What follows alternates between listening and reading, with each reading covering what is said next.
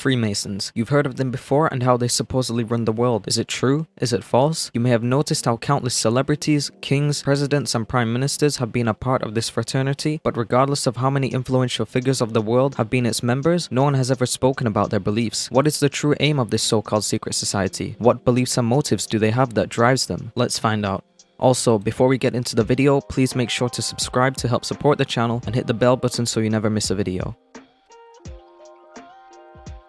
It has been argued that regulated Freemasonry in Scotland is older than in any other part of the British Isles. The connection between the craft of stonemasonry in Scotland and modern Freemasonry was established by David Stevenson in The Origins of Freemasonry, Scotland's Century, 1590 to 1710. It is believed that Freemasonry derived from something called operative masonry, or craft guilds of masons, and then evolved into what's called speculative masonry, or a secret society based on the mystical interpretation of the rebuilding the Third Temple of Solomon. The film The Da Vinci Code, following on The Holy Blood Holy Grail, popularized the legend that Rosslyn Chapel in Scotland was a repository of occult wisdom, and built by William Sinclair, a descendant of William of St. Clair, who accompanied Saint Margaret, who was the daughter of Agatha of Bulgaria and Edward the Exile, on her trip to Scotland, where she eventually married Malcolm III of Scotland, father of David I of Scotland, who was a supporter of the Templars. In 1128, soon after the Council of Troyes, Hugh de Payens, the Templars' first Grand Master, met with David I of Scotland. According to a contemporary chronicler, David, surrounding himself with very fine brothers of the illustrious knighthood of the Temple of Jerusalem, he made them guardians of his morals by day and by night. David granted the Templars the lands of Ballantradoch by the Firth of Forth, but now renamed Temple, near the site of Rosslyn, where the order established a seat. Ballantradoch became their principal Templar seat and preceptory in Scotland until the suppression of the order between 1307 and 1312. Ballantradoch, from the Scottish Gaelic Baal Nantradoch, means town of the warriors, again a reference to the Knights Templar. Today it is known as the village and civil parish of Temple in Midlothian, Scotland, situated to the south of Edinburgh, on the east bank of the River South Esk. When Freemasonry emerged in the early 18th century, it was founded on the belief that it represented the survival of traditions preserved by the Templars of Scotland, where they helped the Scottish cause against the English at the Battle of Bannockburn. The Templars of Scotland were to have also assisted the excommunicated King of Scotland, Robert the Bruce, at the Battle of Bannockburn in 1314, which resulted in a significant victory against the army of Edward and Eleanor's son, King Edward II of England, in the First War of Scottish Independence, establishing Scotland's de facto independence. Robert the Bruce claimed the Scottish throne as a direct descendant of David I. Walter Stewart, the 6th High Steward of Scotland, who played an important part in the Battle of Bannockburn, married Marjorie, daughter of Robert the Bruce. This founded the House of Stewart, when their son Robert II of Scotland eventually inherited the Scottish throne after his uncle David II of Scotland died. It has often been asserted that the Stuarts and Sinclairs, who became hereditary Grand Masters of Freemasonry, were descendants from Jews who escaped the Edict of Expulsion issued in 1290 by King Edward I, grandfather of Edward III, founder of the Order of the Garter. That history would be recalled by the Cromwellian apologist James Howell and by John Toland. In 1714, while addressing the bishops of Great Britain, Toland reminded them, "You further know how considerable a part of the British inhabitants are the undoubted offspring of the Jews, because a great number of them fled to Scotland, which is the reason so many in that part of the island have such a remarkable aversion to pork and black puddings to this day, not to insist on some other resemblances easily observable." As Marcia Keith Schuckert has also pointed out, there were persistent claims that not only Templars, but Jews as well were expelled to Scotland. The first significant Jewish communities had come to England with William the Conqueror in 1066. Only 16 years after being expelled from England by Edward I, France likewise expelled its Jewish population in 1306 AD, a year before the arrest of the Templars. According to James Howell's History of the Latter Times of the Jews, published in 1653, the first Christian prince that expelled the Jews out of his territories was that heroic king, our Edward I, who was such a scourge also to the Scots, and it is thought diverse families of the banished Jews then fled to Scotland, where they have propagated since in great numbers. Witness the aversion that nation hath above all others to hog's flesh. Scotland has the highest proportion of redheads of any country in the world, where they represent 13% of the population, and red hair and the colour red, as demonstrated by Andrew Colin Gow, author of The Red Jews, Anti-Semitism in an Apocalyptic Age, 1200 to 600, had become distinctly associated with the Jews. As he further noted, Jews were often portrayed by medieval illustrations in Christian texts with red hair and in red clothes between the 13th and 16th century. As he has shown, it became popular in German literature to identify Gog and Magog with the lost tribes of Israel, who collectively were referred to as the Red Jews. According to Gao, this connection was so widely accepted as to be included prominently in illustrations of Hebrew manuscripts, though in such cases these depictions presumably lacked or did not evoke the negative associations generally marked by red hair. The Jews by whom these manuscripts were made and for whom they were intended seem to have attached no negative significance to the color red, yet as we have seen, Christian iconography saw red in connection with Judas. The Metzger's manuscript illuminations suggest that to Jews as to Christians, Jews were typically red-headed and wore red clothes. It was taken for granted. Robert the Bruce also mentioned the origin of the Scots from among the Scythians in the famous Declaration of Arbroath of 1320, signed by him and addressed to the Pope John XXII, who had approved the founding of the Order of Christ and intended to confirm Scotland's status as an independent sovereign state. We know, Most Holy Father and Lord, and from the chronicles and books of the ancients gather that among other illustrious nations, ours, to wit the nation of the Scots, has been distinguished by many honours, which passing from the Greater Scythia through the Mediterranean Sea and the Pillars of Hercules and sojourning in Spain, among the most savage tribes through a long course of time, could nowhere be subjugated by any people however barbarous, and coming thence 1200 years after the outgoing of the people of Israel, they by many victories and infinite toil acquired for themselves the possessions in the west which they now hold. In their kingdom 113 kings of their own royal stock, no stranger intervening, have reigned. Legend has it that when the Templars were rounded up in France in 1307, they secretly removed their treasure from Paris to be hidden in the temple. A local legend states, "Twixt the oak and the elm tree you will find buried the millions free." French legends about the Templar treasure apparently also state that the treasure was taken to Scotland, with the knights landing on the Isle of May, the first island they would encounter in the Firth of Forth. Geographically, this would take them to the mouth of the River Esk, which could take them on to the famous Chapel of Rosslyn. There the symbol of the skull and crossbones appeared on later gravestones, such as those that surround the ruined Templar church at Temple. By order of a papal bull, all assets of the Order of the Temple were given to Knights Hospitaller, except for Spain, where they were succeeded by the Order of Montesa, the Order of Calatrava, and Portugal, where they became the Order of Christ, and it has been claimed that in Scotland, the order combined with the Hospitallers and continued as the Order of St. John and the Temple until the Reformation. The Sinclairs, originally St. Clair, were a noble family which had its origins in St. Clair-sur-Epte in Normandy. According to genetic researchers Elizabeth Hirschman and Donald Panther Yates, authors of When Scotland Was Jewish, the Sinclairs were secret Jews among the many Sephardic Jews from Spain and southern France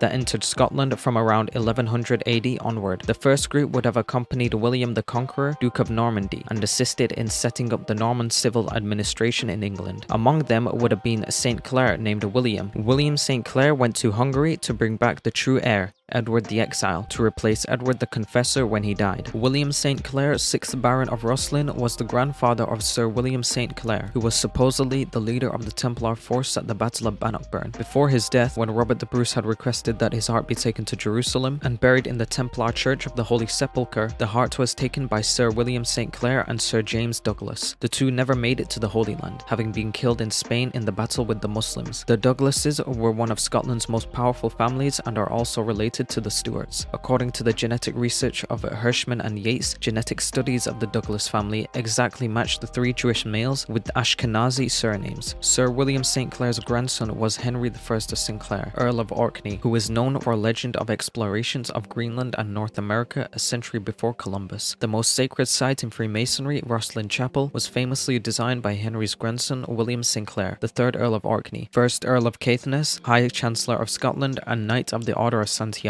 and the Order of the Golden Fleece. The church in the village of Rosslyn, Rosslyn Chapel, is replete with occult symbolism. There are hundreds of stone carvings in the walls and in the ceilings of Rosslyn Chapel, which represent biblical scenes, Masonic symbols, and examples of Templar iconography. There are swords, compasses, trowels, squares, and mauls with images of the Solomon's Temple. In addition to the Jewish and occult symbols, there are also some traces of Islamic motifs and pagan serpents, dragons, and woodland trees. The Green Man is founded everywhere in Rosslyn Chapel on the pillars and arches, together with fruits, herbs, leaves, spices, flowers, vines, and the plants of the Garden of Paradise. As popularized in Dan Brown's best-selling The Da Vinci Code, Da Vinci's famous painting of the Last Supper was the key clue to unraveling the sacred mystery of red hair and its connections to Rosslyn Chapel, the Holy Grail, and the Sinclairs. In the painting, to Jesus' right is not John the Apostle, but a woman with red hair, often purported to be Mary Magdalene. This speculation was already the topic of the Templar Revelation by Lynn Picknett and Clive Prince,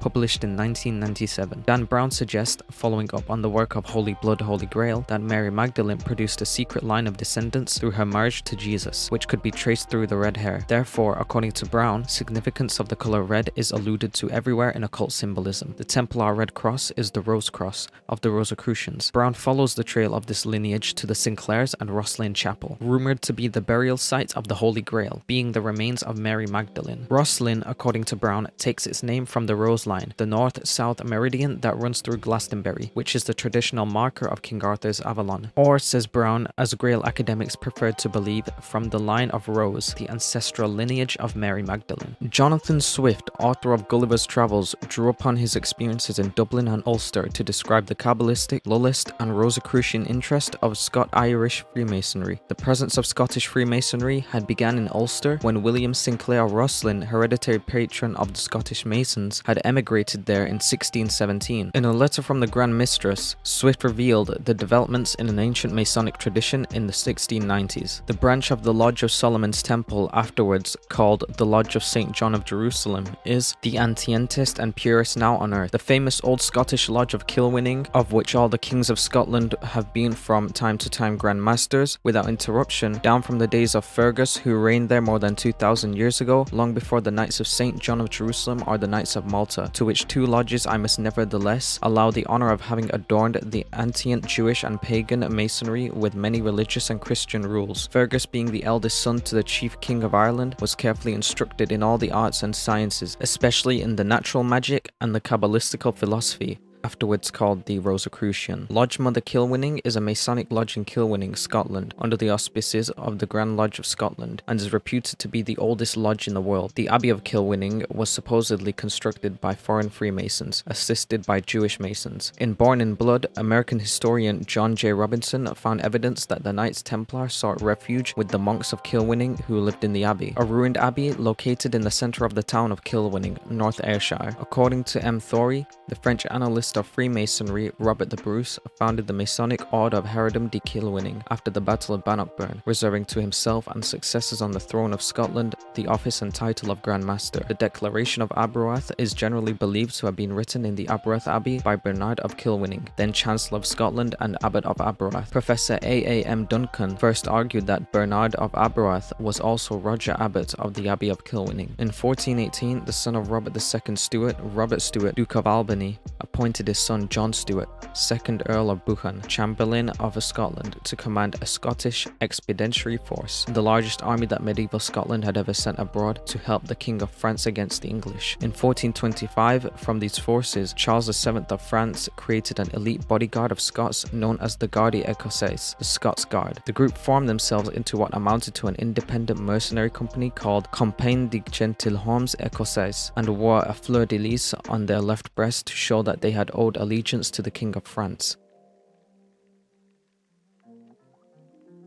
The Order of the Fleur-de-Lis was given its first document in 1439 by René of Anjou. Francesco I of Sforza, an original member of the Order of the Crescent, had later commanded René's force, which had included a large number of Scots mercenaries, against Alfonso V of Aragon, member of the Order of the Dragon and a contender for the throne of Naples. In his fight to gain the Kingdom of Naples, René had been supported by Cosmo de' Medici the Elder, whose descendants became Dukes of Florence and later Grand Dukes of Tuscany, as well as John de Montgomery, Constable of the Scots Guard. In 1358, Alexander Montgomery, son of Alexander de Montgomery of Egglesham, received a safe conduct from the English to go abroad with a party of 60 mounted Templar knights and men-at-arms. It seems that they went to join their brethren of the Order of the Sword in Lithuania, a daughter order of the Templars. John, who would both succeed René and Cosimo as Grand Master of the Order of the Fleur-de-Lis, had come over to France in 1420 in the Scottish contingent of 6,000 knights and men-at-arms, together with the Earls of Douglas, Buchan, Mar and Murray. Charles VII and the Scots Guard participated at the Siege siege of Orleans alongside René d'Anjou and Joan of Arc in 1428. In 1445, John was killed and he was succeeded as Grand Master of the Order by Francesco's son, Ludovico, Leonardo da Vinci's chief patron and husband of Beatrice d'Este. In 1444, members of the Order and the Company had fought in what we call today as Bosnia-Herzegovina, but which at the time was part of the Serbian Byzantine Empire and which was in the forefront of the fight against Islam. The Order succeeded in returning George Brankovic to the throne of Serbia, and this event is still marked today by the fleur-de-lis obelisk at Blatsha. In 1448, the Order found itself once again fighting in Serbia. The army consisted of Hungarians, Wallachians, and Knights of the Orders of the Dragon, the Order of the Crescent, and the Order of the Lys. A number of Jewish warriors also joined one or the other of the orders, certainly the Lys, and fought or acted as physicians alongside their Christian brethren. According to the Order's website, the reason for this date back to the foundation of the Jewish princedom of Septimania in the Languedoc region of southern France in the 8th century, who were ruled by the Kalonymus family, who claimed descent from Rabbi Machir, purported father of Guillaume de Guelon. Many of the members who fought in the Balkans were descendants of Jews brought out of Spain and later Byzantium by the Medicis. In 1490 to 1492, the Order of the Fleur-de-Lis became involved in moving large numbers of Jews out of Spain and Portugal and resettling them in the domains of the Medicis and those of René II of Lorraine. The House of Guise claimed descent from Charlemagne and harbored pretensions to the French crown. According to Edward Gales, in the days of Charlemagne, an ancient Davidic blood connection was clearly valued by the aristocracy. In L'Auguste Mason de Lorraine by J. D. Penge, with an introduction by Otto von Habsburg, whose ancient titles included Duke of Lorraine and King of Jerusalem, records that Francis's and Anna d'Este's son, Henry I, Duke of Guise, was welcomed by cries of Hosanna Filio David, meaning Hosanna the son of David, on entering the town of Joinville in Champagne. Claude de Guise was the father of Marie de Guise, who recruited the chemist and astrologer Girolamo Cardano, hoping to make use of his expertise in hermetic medicine, military engineering, and Masonic fortification in her struggle against England. Cardano was one of the most influential mathematicians of the Renaissance. He was born in Pavia, Lombardy, the illegitimate child of Fazio Cardano, a close personal friend of Leonardo da Vinci. Cardano was the author of a book on algebra titled Ars Magna, meaning the Great Art, which is considered one of the 3 greatest scientific treatises of the early Renaissance. Though Cardano was denounced as a papist magician by reformers, Marie believed he could provide similar services to Scotland as Nostradamus did for the Guises in France. Cardano met Nostradamus and was aware of his Jewish ancestry and of his boast that he inherited the prophetic powers of the tribe of Issachar. Cardano himself explored Kabbalistic theosophy, which he utilized for magical experiments. In the 19th century, Masonic historian J. M. Regan would claim that Cardano made a significant contribution to Masonic science. In 1548, Mary Guise had been brought to France under the escort of the Scots Guard, whose captain, Gabriel de Montgomery, a senior member of the Order of the Fleur-de-Lis, was a close friend of Henry II. Montgomery is remembered for mostly injuring Henry II in a jousting accident. In their final pass, Montgomery's lance splintered into 2 shards, with one going through Henry II's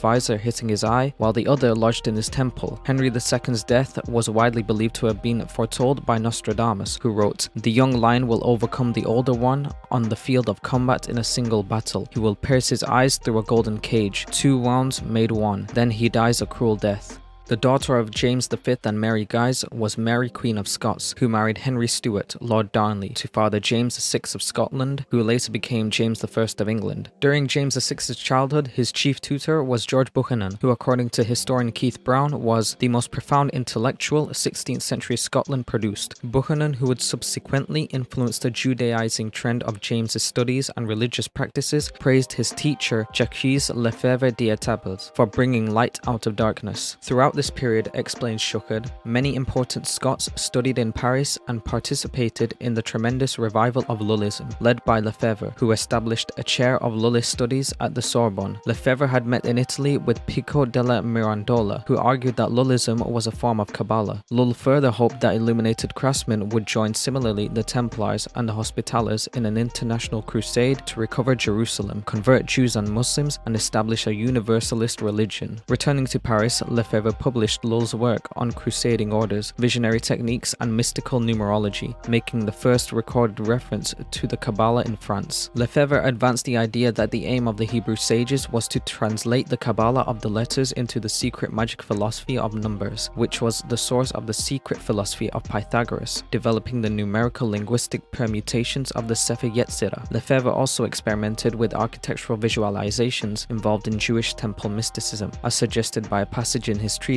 De Magia Naturalis. Heaven imprints on the minds of those influenced by the constellation Pegasus a true outline of future events, just as the architect, before he puts up a building, makes preparatory drawings from which he can visualize the structure that his fellow citizens will eventually see in reality. So heaven can instruct the eye of the mind to see past, present, and future. As reported by Marcia Keith Shuhud, from the 16th century, the Stuart kings of Scotland were actively involved in ambitious architectural projects, and they worked closely with operative masons, whose traditional craft lore drew upon the Sefer Yetzirah and other works of Jewish mathematical, architectural mysticism and visualization. As Moshe Edel explained, the mystical language of the Sefer Yetzirah has a Masonic function, while the letters and words serve as building blocks. Letters are regarded as stones, as full-fledged entities, as components intended to build up on an edifice of words to serve as a temple for God and a place of encountering him for the mystic. After the temple was destroyed, man is supposed to rebuild the temple in his ritual use of language. The Masonic aspects of the divine and human activity reveal a hidden and mighty dimension of the Hebrew letters, which enable operations that can bridge the gap between the human or the material and the divine. James VI appointed William Shaw as Master of Works,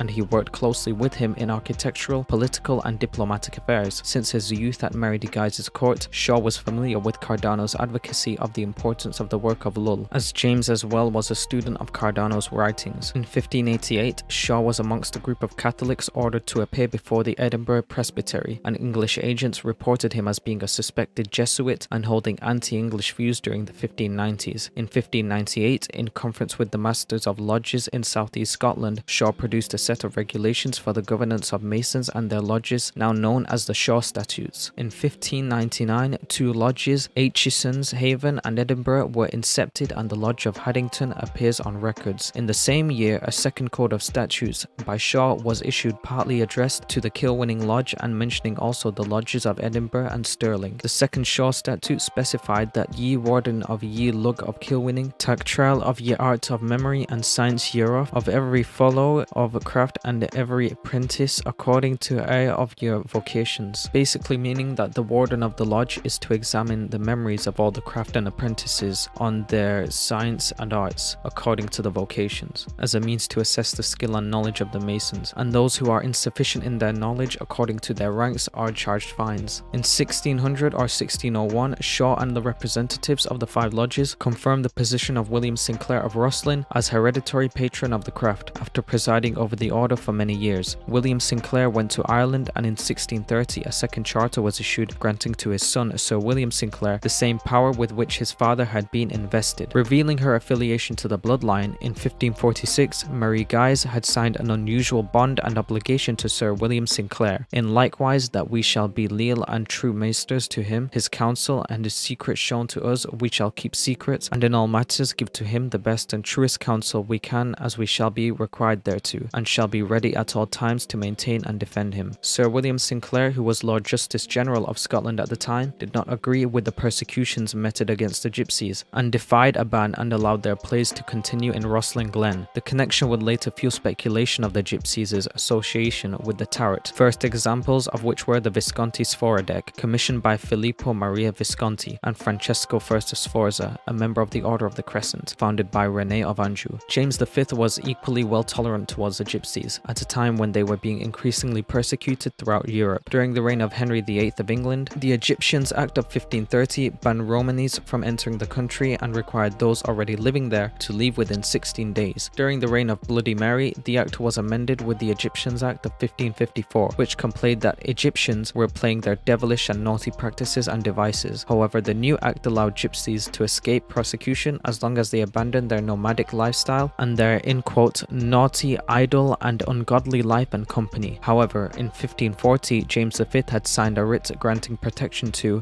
quote, our loved Johnny Farr, Lord and Earl of Little Egypt. In 1553, this protection of the, in quote, Gypsy King was renewed during the minority of Mary Queen of Scots. As noted by Marcia Keith Shuhud, it is perhaps relevant that the Gypsies were believed to possess the occult secrets of the ancient Egyptians, which they preserved through the Middle Ages. It is well documented that the Sinclairs allowed Gypsies to live in their land in Midlothian at a time when they were outlawed elsewhere in Scotland. Sinclair was documented to, in quote, delivered once an Egyptian from the gibbet. Today, a permanent exhibition at Rosslyn is devoted to this unusual relationship. In May of each year, until the Protestant Reformation in the mid-16th century, the Sinclairs sponsored an annual festival held in Rosslyn Glen. A variety of plays, in particular Robin Hood and Little John, were performed by gypsies. Rosslyn Castle had two towers, one named Robin Hood and the other Little John. In 1555, the Scottish Parliament passed a severe legislation against the gypsies, including a ban on the play Robin Hood and Little John. On Corpus Christi Day in 1584, a number of gypsies fleeing persecution sought refuge with the Knights of the Order of Santiago, of which Rosslyn Chapel's founder, Sir William St. Clair, was a member.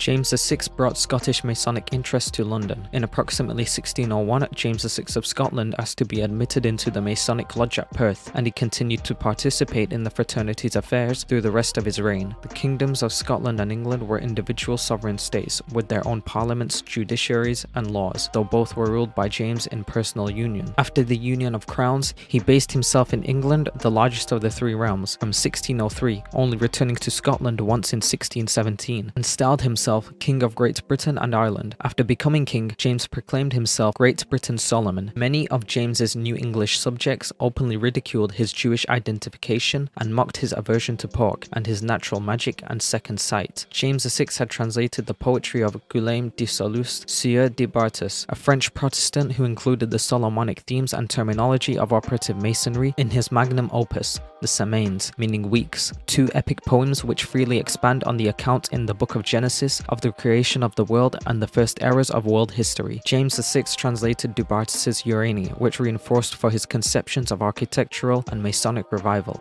Hiram's holy helpet war unknown, what he in building Israel's temple had shown. Without God's ark, Bezaleel Jew had been, in everlasting silence buried clean. Then since the beauty of those works most rare, hath after death made live all them that were. Their builders though themselves with time befailed, by spoils, by fires, by wares and tempests quailed. Particular relevance was the section of Semaines called the Coliums, in which Du Bartas argued that the Masonic traditions of Seth's two pillars were preserved by the Jewish Kabbalists. Drawing on the Sefer Yetzirah, Du Bartas described the number mysticism which could produce great architecture. In 1587, James VI invited Du Bartas to Scotland, where they translated each other's works and exchanged ideas about God as divine architect, Solomon as visionary architect, and Kabbalists as Masonic word builders. James VI was at the time reading French editions of the Book of Maccabees, Philo, Josephus, and Leo Hebreus, or Judah Leon Abrabanel, the son of Isaac Abrabanel. When Du Bartas returned to France, he praised James VI as the embodiment of the great Jewish kings, referring to him as, in quote, the Scottish or rather the Hebrew David, whose religious poetry, in quote, shall sound in high-built temples. For he, I hope, who no less good than wise, first stirred us up to this great enterprise, and gave us heart to take the same in hand, for level, compass, rule, and square will stand, and will not suffer in this precious frame aught that a skillful builder's eye may blame.